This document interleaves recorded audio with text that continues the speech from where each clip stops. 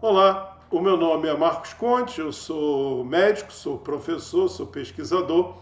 Seja bem-vindo ao meu vídeo e ao meu canal, melhor dizendo. E nesse vídeo eu vou conversar com vocês sobre como eu seleciono um artigo científico para eu ler.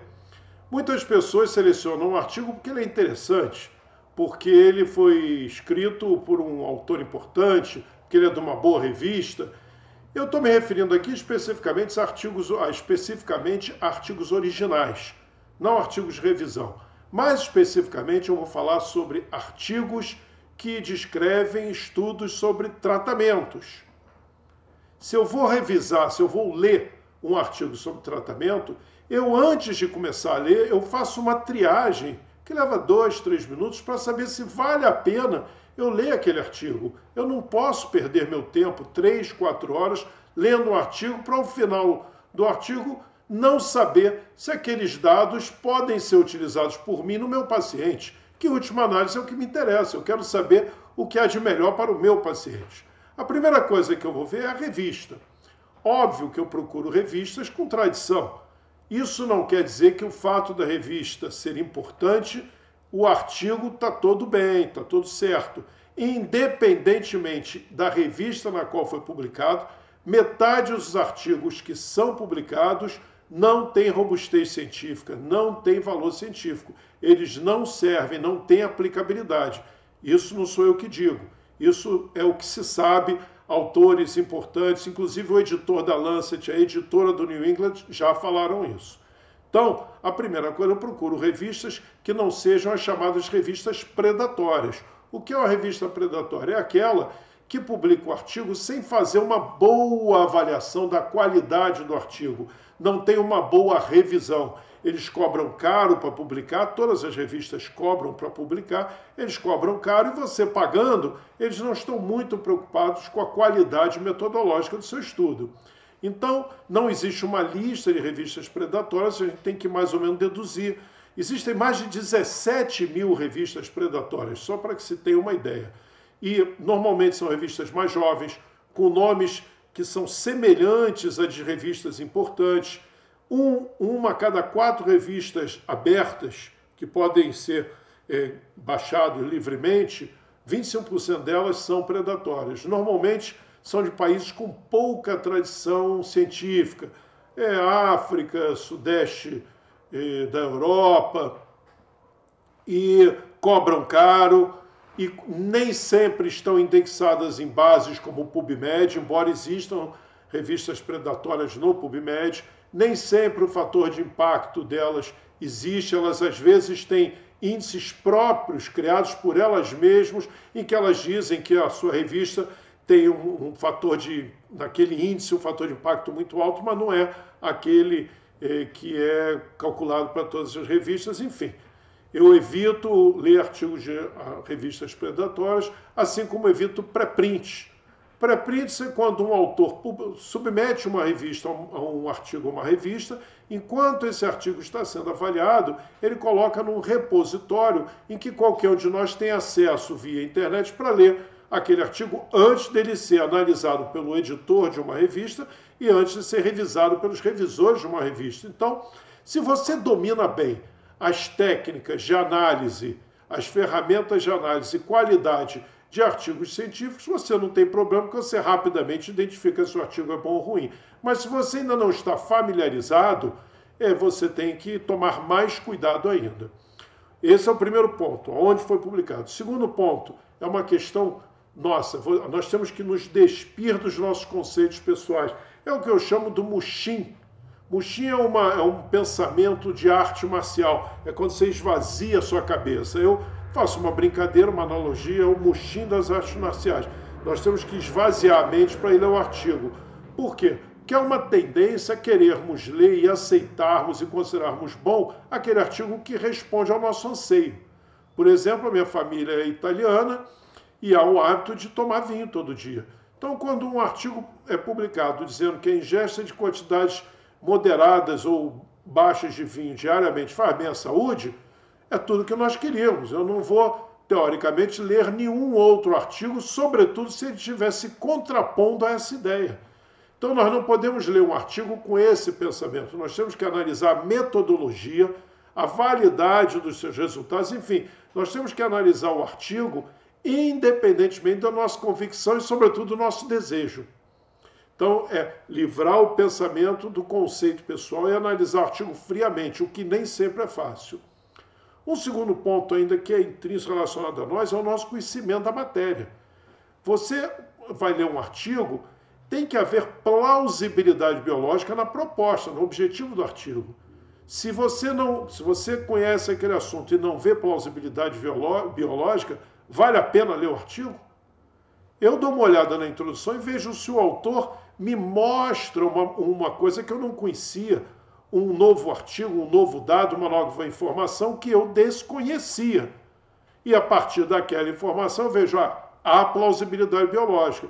Então, se você tem, por exemplo, tem um ensaio, um estudo, né, administrando aspirina como um medicamento que vai curar sepsemia, não há plausibilidade biológica. Eu não vou ler esse artigo. Óbvio que eu vou ter um caso extremo, mas é para exemplificar. Então, ou você percebe que há plausibilidade biológica, ou você procura na introdução do artigo a informação que te faça crer que há plausibilidade biológica para então ler.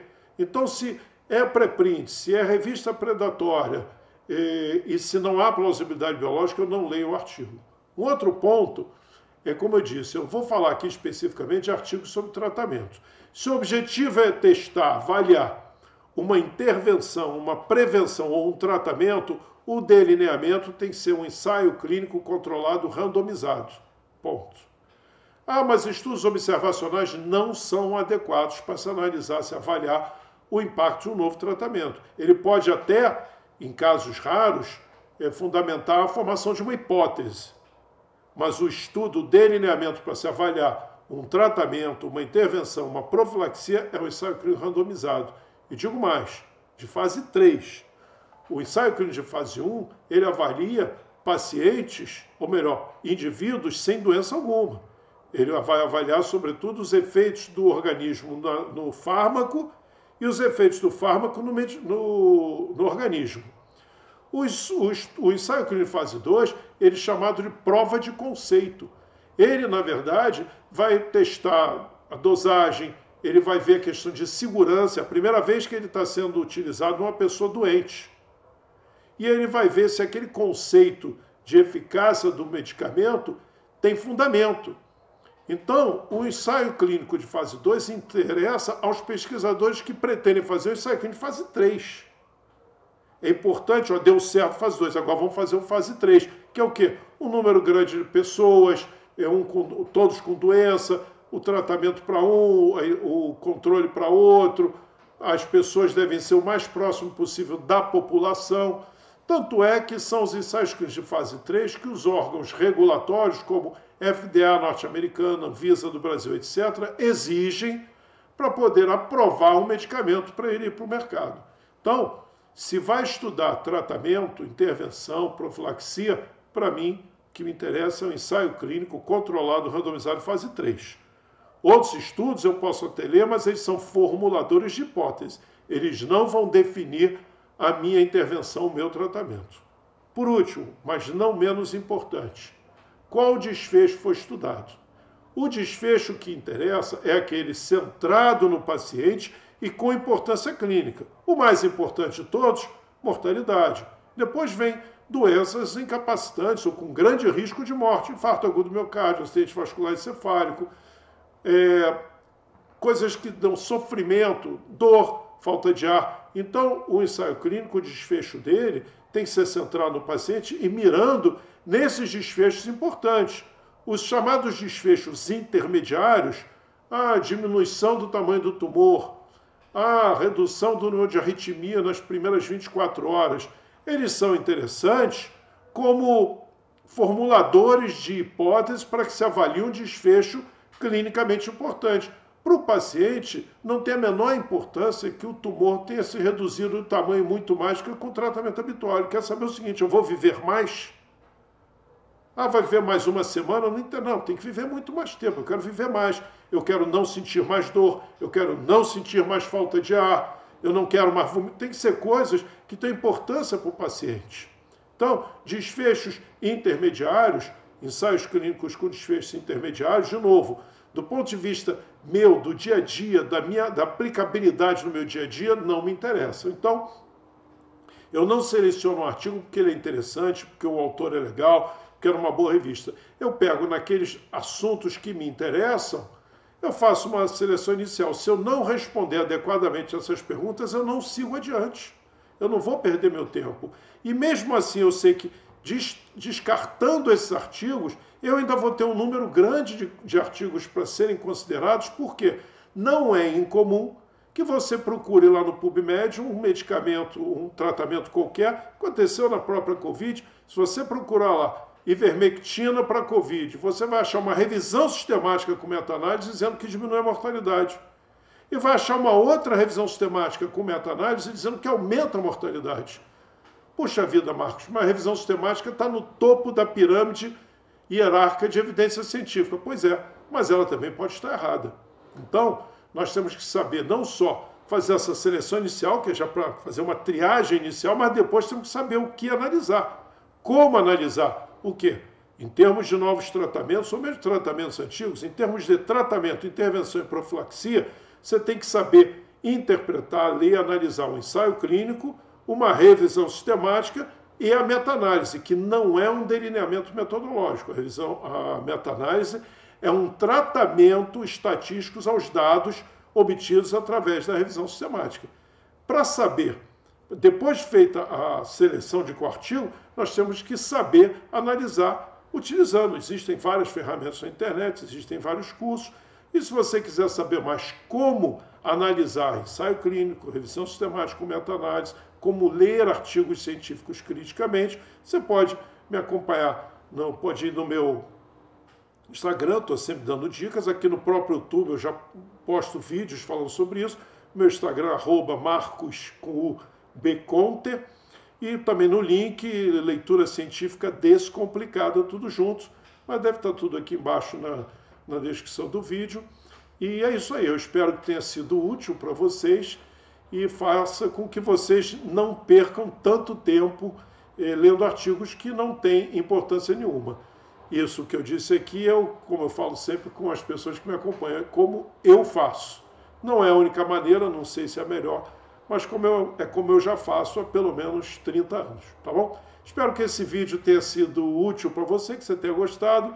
Caso sim, se você puder botar um like, tá tudo ótimo, eu vou ficar feliz. Se quiser me seguir, vai ser um prazer também, tá? Até o próximo vídeo.